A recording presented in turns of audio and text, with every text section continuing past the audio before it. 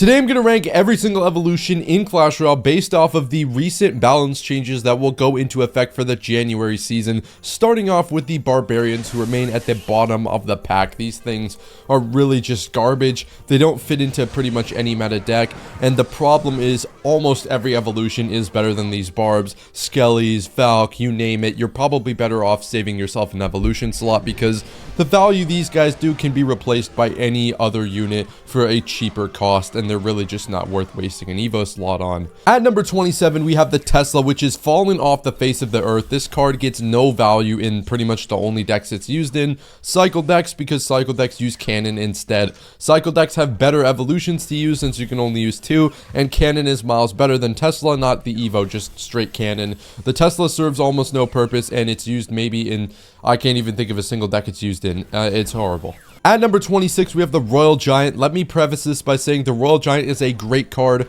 I would recommend using it. It's one of the best win conditions in the game. However, the evolution itself is pretty pointless.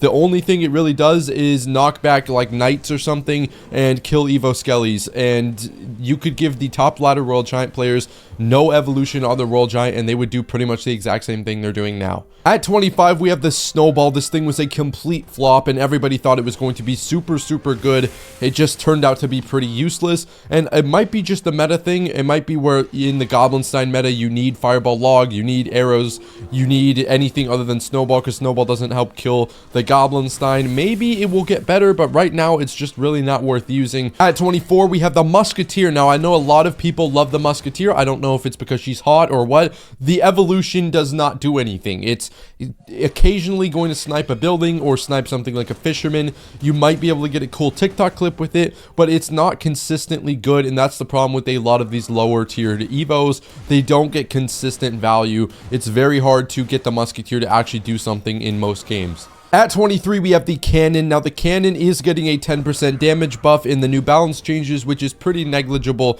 I'm talking about the Barrage is getting a 10% damage buff. It's niche, but you're oftentimes going to rather use Skeletons or Spirit evolutions or maybe Valk or Knight instead of the Cannon. Even if you'll use a Cannon in your deck, the evolution doesn't do too much. It's cool sometimes, but like the Musketeer, it fails to get consistent value. At number 22, we've got the Wizard. Now, the Wizard was one of the best evolutions in the game just a few months ago and fell off the face of the earth. Part of this is due to the Goblin Giant. The Goblin Giant takes the Wizard's role, and it's pointless to have 2 5 elixir cards in your deck that do the same thing. The Wizard can be really annoying in certain matchups where your opponent can't kill it because the shield makes it like only die to things like Fireball, Evo, Zap. So the Wizard is still decent, but he's overshadowed right now by better cards, and he could definitely jump up the list in future metas. At number 21, we have the Archers. Now, I rank the Archers above the Wizard because they're a little bit more consistent in the fact that you can just arrows bait with them, and at the same time, it's kind of hard to instantly predict them if you're not really paying attention and tracking Evos. The Archers are kind of inconsistent, and if your opponent has arrows, if you're not using the right deck, they just die instantly, so they're not amazing, but the Archers can get that glimpse of really good values in certain matchups, so that's why they rank at 21. At number 20, we have the Battle Ram. The problem with the Battle Ram is its versatility. You really can't throw a Battle Ram into most decks out there. Bridge spam will completely dominate with the Battle Ram. Even though the Ram Rider's getting a nerf, it might still be the preferred go-to option, but Battle Ram is a solid evolution that shows flashes of really good value. You have to be really smart with it, though. It's not a very good evolution for the most part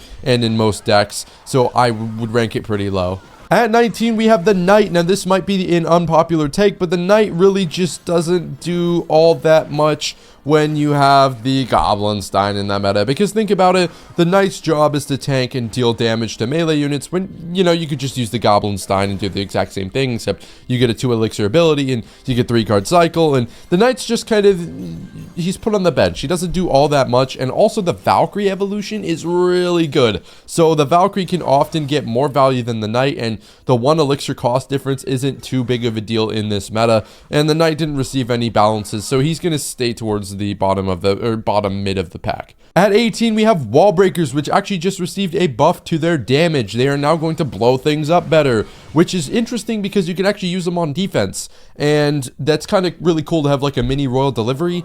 They're probably not going to be the most amazing in the meta, which is why they're not ranked higher, but they are definitely going to see some better usage from their buff, and I think they're a pretty solid evolution, especially if the right decks become meta. Next up, we've got the Pekka. Do not run to the comments yet. This is the absolute worst case scenario for the Pekka, in my opinion. So it could be a little bit higher depending on how the meta and balances shift out. The main focus on the balance changes right now is to get the Pekka meta out. So the Pekka is getting a rework to be less useful against low HP units. The Goblin set getting the nerf. The whole meta is trying to shift away from this Pekka meta. So it feels like the Pekka evolution is going to tank a lot, but it definitely could still be higher and viable. This is just the worst case scenario. If the Pekka meta completely shifts away, it's going to drop to around 17. So it's not bad at all, but it's kind of towards the lower tier, especially if the meta shifts the way we think it's going to shift. At 16, we have the Firecracker. She's able to get decent value most of the time. The problem is she usually is pretty easy to kill, and if your opponent's paying attention, they're not going to give you really good Firecracker value. The main majority of the issue with archers and Firecracker, arrows is everywhere. You're never going to get value unless you're running a arrows bait deck, and arrows bait doesn't really even work with Firecracker. So Firecracker is like mid. You can really abuse it sometimes, but other times it's just completely useless. At 15, we've got the Evolved Goblin Drill. This card is a good win condition. The evolution makes it better, and in the meta, Drill isn't too bad. It's actually decent. It only has a couple bad matchups. Problem with the Evolved Goblin Drill, it's not too flashy, and it won't completely change games around for you like it used to do. It's nothing special. It's just a solid evolution. At number 14, we have the Zap Evolution. Now, this thing is not the most flashy, but it will change games around for you. Just having that second stun allows you to kill things like minion hordes, Firecrackers, Dark Goblins. It's going to help you get extra hits, and against things like Infernos and Inferno Dragon, Inferno Tower, Mighty Miner, everything like that. It's just a very solid evolution, and a lot of decks can run Zap and just use the Zap Evo, and it's really versatile. That kind of pushes it up to 14. At number 13, we have the Barrel Evolution. Now, there's a couple problems with the Barrel Evolution. One, it's getting a nerf, so you're going to be able to tell which lane is the decoy lane, and that's going to make the card way easier to deal with. At the same time, how much of Barrel being good is because of the meta right now. Will Recruit's Bait getting nerfed and Pekka getting nerfed make Log Bait worse? Well, we don't really know that. We won't be able to know that until a couple weeks into the new season. So I'm ranking Barrel at 13. It could be higher, and it probably won't be lower. It's a pretty strong evolution, and I'd still recommend trying to pick up Bait. At number 12, we have the Diddy Cage, ladies and gentlemen. This evolution is extremely underrated. It will completely change games around for you if you start running it. Dude, it kills Ram Riders, Pekkas, and I didn't know it was so good until I actually started playing it on top ladder. I'm not currently using it right now, but I was, and the Goblin Cage is just very, very strong. You'd be surprised how many positive elixir trades you get out of it, especially if you start using it correctly. And the Goblin Brawler is just really good with his health buff that he gets from the evolved version. Would recommend. At number 11, we have good old consistent Mr. Bomber. Now, the problem with the Bomber is he did get that nerf. He will no longer hit the tower twice in certain circumstances. The nerf is he will never be able to hit something twice with one bomb. He still remains really good. You're still going to be able to snipe things. He's still extremely versatile. One of the best evolutions in the game. At number 10, we have the Mortar. Now, the evolved Mortar is absolutely tearing up the game right now. Again, though, how much of that is because of the current meta? I mean, Mortar Bait is getting nerfed. Cannon Card is getting a little nerf. Goblin Sign's getting a little nerf. So it's going to be interesting to see how Mortar fares out. But right now, Mortar is one of the strongest decks in the game. And I don't think a couple of balance changes are really going to make it that much worse. At number 9 is the Ice Spirit. Now, I was saying that the Ice Spirit was probably the best evolution in the game, or top 3. Now, the problem with the Ice Spirit is it's going from 3 stuns to 2 stuns. That's kind of a big deal. It's getting a damage buff, a pretty significant damage buff, but the Evo wasn't strong because of the damage buff. However, its versatility and the fact that you just get 2 Ice Spirit stuns is still very, very strong, and I would keep it in the top 10, although it definitely did drop significantly. At number 8, we have the Bats. Now, the Bats is probably the most hot take that I'm going to see the most comments about.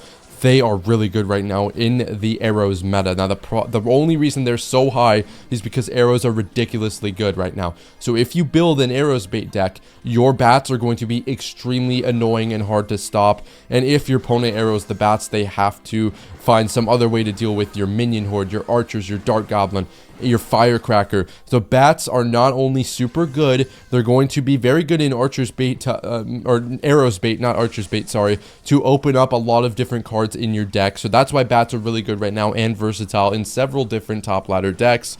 although this may be a hot take. At number 7 is Valkyrie. She continues to climb the list and has been added to some cycle decks like bait. She is really, really good, dude. Not only on defense, also on offense. Highly recommend, if you haven't ever tried using her on offense, do it, dude. It is amazing. The Valkyrie is extremely strong, extremely versatile, good on defense, good on offense. There's nothing wrong with the Valkyrie. It's probably one of the best evolutions to upgrade as a beginner. Just probably the first evolution you should actually pursue. At number 6 is the Royal Recruits. Now, this is kind of a card that I could swap anywhere between 6 and 10. Now, the Recruits are really, really broken in this meta, and they're not getting a significant nerf at all. Now, the Recruits, the problem with them is you just plop them down, and your opponent's going to have to respond with Recruits.